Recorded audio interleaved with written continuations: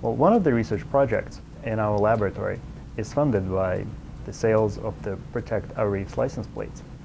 As you know, coral reefs, they're affected by the global climate change, they're affected by overfishing, by other human impacts, by an increase in tourism, and all of this leads to the deterioration of the coral reefs in Florida. So one of the approaches that we're testing in our laboratory is trying to maintain healthy coral-associated microbial communities. We have learned that some microorganisms can cause coral diseases, but we also learned that other coral-associated microorganisms can actually protect corals from the invasions of pathogens. These beneficial microorganisms are very similar in their behavior to the bacteria that you find in your probiotics. So one of the questions we're asking is how feasible, or is it ever going to be feasible, to use such beneficial microorganisms to help maintain healthy coral ecosystems. In these pictures you see this really thick dark colored mat, which is known as a black band disease of corals.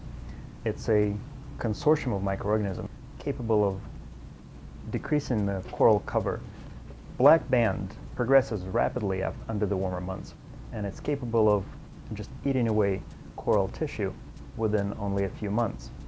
This is an example of coral diseases. There are many more coral diseases. Some of them are caused by known microorganisms, and the causes for other diseases of corals are yet to be elucidated.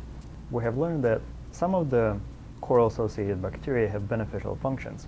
They can protect the corals by producing antibiotics, or even the compounds that are capable of inhibiting specific undesirable behaviors in the pathogens.